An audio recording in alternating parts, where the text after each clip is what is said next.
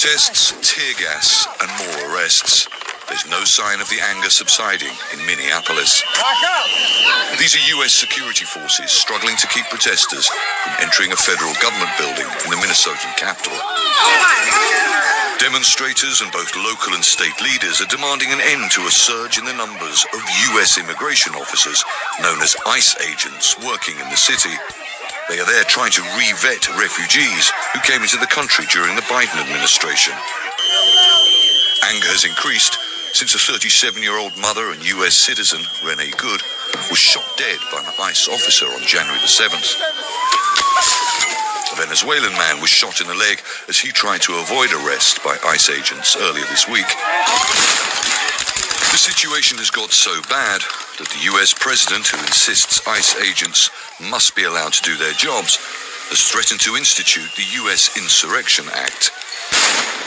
On his social media page, Truth Social, he posted, "If the corrupt politicians of Minnesota don't obey the law and stop the professional agitators and insurrectionists from attacking the patriots of ICE, who are only trying to do their job, I will institute the Insurrection Act, which many presidents have done before me, and quickly put an end to the travesty that is taking place in that once great state."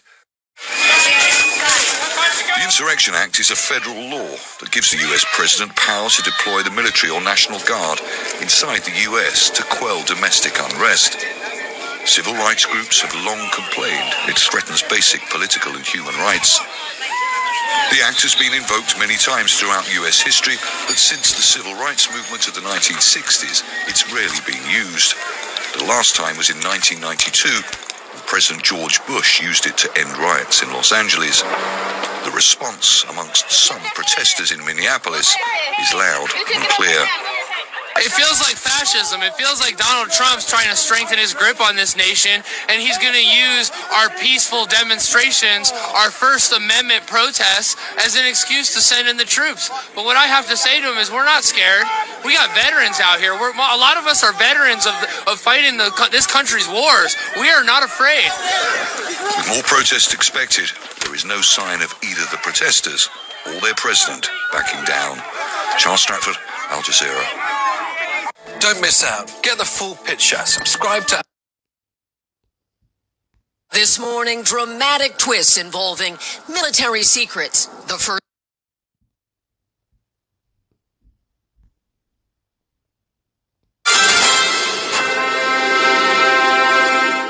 I want to bring in our White House correspondent, Monica Alba, who is listening along there with me. Monica, I want to pick up on the issue of the Insurrection Act, because this is something that the president has floated any number of different times. As you have been talking to your sources there in the White House, what are you hearing about whether he would actually do that, what it would take for him to do that? What does he think the benefits of that would be as this, situation continues to percolate for days now? You're right, Laura, that this is something that the president has thought about invoking since his first term. Remember back in 2020, after we saw the widespread protests after the killing of George Floyd, that was something that the president mused about, saying that that was a potential option that he could execute if he wanted to, and ultimately deciding not to. And then similarly, a couple of months ago, again, we've heard these discussions repeatedly from the president saying that he believes that that is a tool that he has in his toolkit at his disposal, but stopping short of actually invoking it. Now, the press secretary was just asked right now, basically, what would the tipping point be for the president this time around with the situation in Minneapolis? Is there something specific that would have him invoke the Insurrection Act? And she said that that's frankly just a question that the president himself can answer, but that it is something that he has been considering, but that also has been used very sparingly in the past, clearly citing previous presidents in American history, she said. But she also did want to point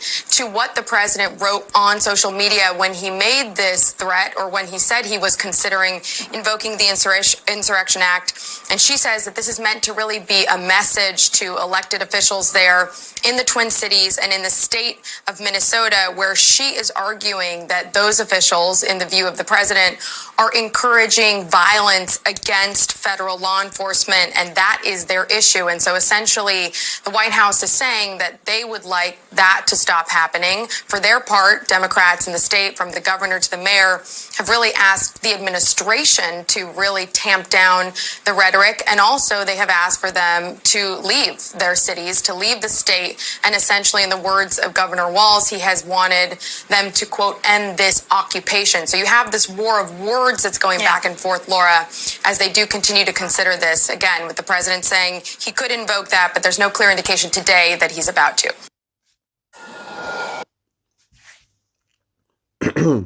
I want to first and foremost give all praise and honor and glory to Yahweh, Ba'ashem, Yahushai, Ba'ashem, Rekah, Quadash. I want to give double honors to the apostles, the elders of Great Millstone, the men that taught us this truth, this 100% truth, the true way of worshiping Heavenly Father, whose name is Yahweh, and his only begotten Son, whose name is Yahushai. I want to say peace and salutation to your hopeful elect out there that believe sincerely in his truth. Shalom. It's your brother Thamayim coming from the gym at Smith's Count, coming back at you once again with another lesson. And I hope this lesson be edifying to the elect. Let's get to it. As you see, Trump threatens to invoke the Insurrection Act in a response to Minneapolis protests.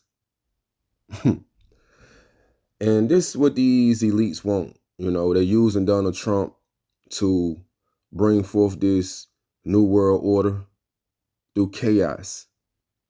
Like, they know that there's going to be a pushback against the American citizens. You know, you got ICE agents snatching people up, ain't showing their face, ain't showing no badge, you know, just stripping people from their families, throwing them up in a van. You don't even know where they taking you. Now they shooting people, killing people. So these elites know that it's going to be a pushback. This was going to happen. Like, it's going according to their plans. Create a problem, get a reaction, and come with the solution. And this is what these devils like to do. You know, come together, try to devise iniquity. You know, let's go to Songs. This is Psalm chapter 64, verse 1. It said, a song of David. It said, hear my voice, O power, in my prayer. Preserve my life from the fear of the enemy. Hide me from the secret counsel of the wicked. And who is the wicked? Esau, Edom, the so-called white man, according to Malachi 1:4. They are the border of wickedness. They are the root of wickedness. So you got King David making a prayer to the Lord saying, hide me from the secret counsel of the wicked. It said, from the insurrection of the workers of iniquities. These Edomites, they are the workers of iniquity. They like to work iniquity. Bring forth sin, bring forth wickedness. And this is why this earth is the way it is right now. Because the earth has been given to the hands of the wicked. So it's in the power of their hands to spread forth wickedness everywhere. This is Michael chapter 2, verse 1. Woe to them that devise iniquity and work evil upon their beds. When the morning's light, they practice it, because in the power of their hands. Because it's in the power of their hands. It's in the powers of these Edomites' hands to bring forth wickedness, to bring forth iniquity, sin upon sin. And that's why this world is the way it is right now. Engulfed with wickedness. Everything is out of course. Everything is upside down because they are in rulership. Let's go back to Psalms chapter 64, verse 3. No, verse 2. It said, hide me from the secret counsel of the wicked, from the insurrection of the workers of iniquity. I want to go into this word insurrection.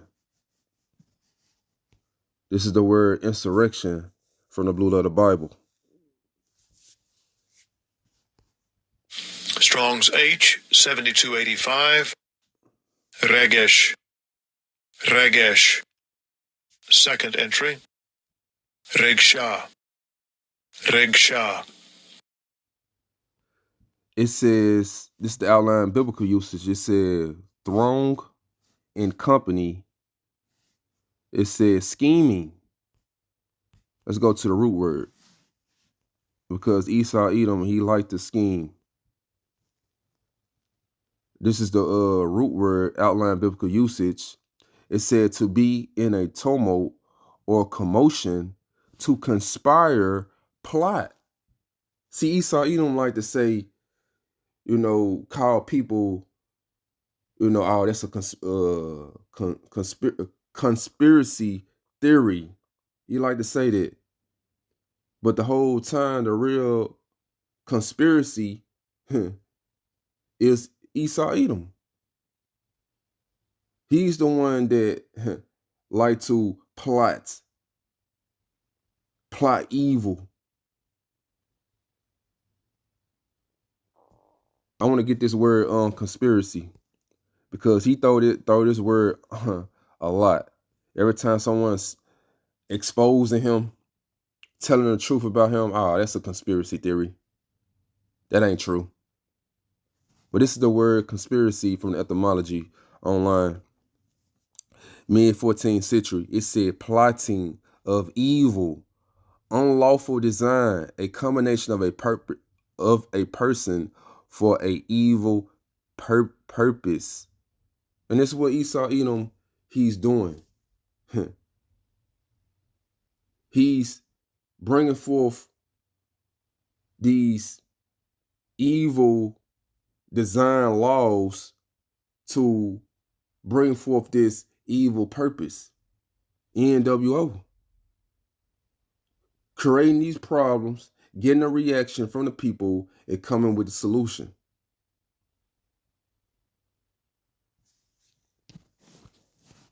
It's back at Psalms chapter 64, verse 3.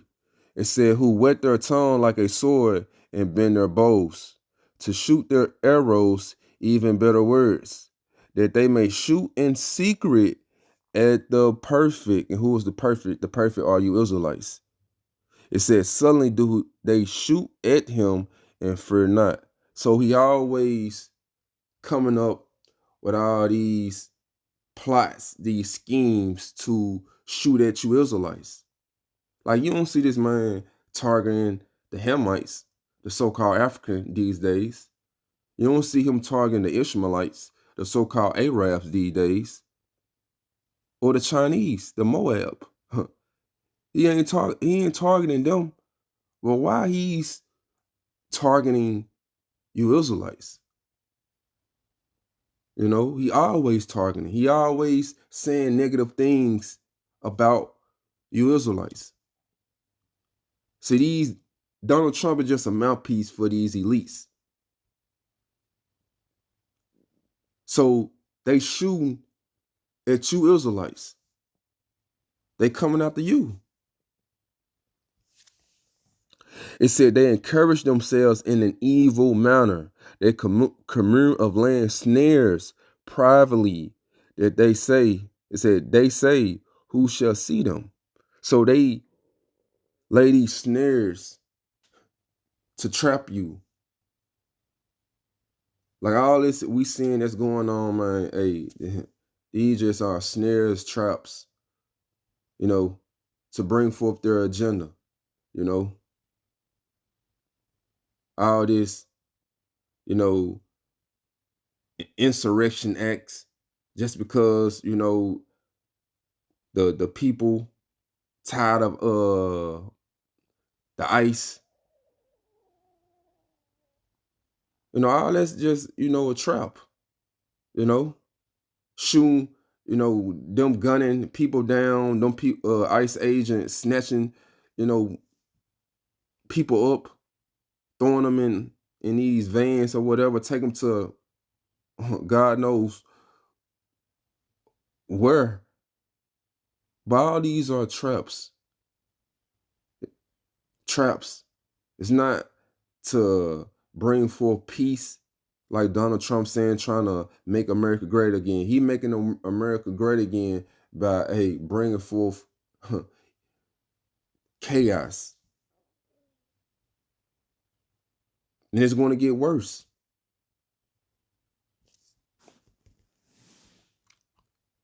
This is 2nd Esdras, chapter 16, verse 70. It said, "For there shall be in every place and in the next cities a great insurrection upon those that fear the Lord." So it's going to be in every city a great insurrection. So you're going to have uprising. You're going to have sedition among men. You're going to have the U.S. citizens coming against the government because they're going to be sick and tired of it. And they are already sick and tired of it. And through all this chaos that's going on, Esau Edom, he's plotting against those that fear the Lord. He's plotting against the Lord's prophets. So you're going to have people coming against us. Because Esau going to twist the narrative, just like he twisted the narrative with that pandemic, saying those who didn't take the jump shot, they are the ones that spreading the virus. But the whole time it was the ones who took it. So you're going to have people coming against the ones that fear the Lord. You're going to have people coming against the Lord's prophets. But guess what, though? Let's jump down to 75. This is 2nd Esdras, chapter 16, verse 75. "Be ye not afraid, neither doubt, for the Lord is your guide, and the guide of them that keep my commandments and precept, saith the Lord. Let not your sins weigh you down, and let not your iniquities lift up themselves." So the Lord is going to guide those who fear him, the ones who keep his commandments and his precept. That's why the Lord said, hold fast to this truth, to this knowledge, wisdom, and understanding, because it's going to keep you stable in those times. And the Lord is going to protect you, hey, when Esau Edom try to come after you, or anyone trying to come after you, do you harm. So that's all I had. Hey, I hope this lesson was edifying to the elect. Hey, shalom.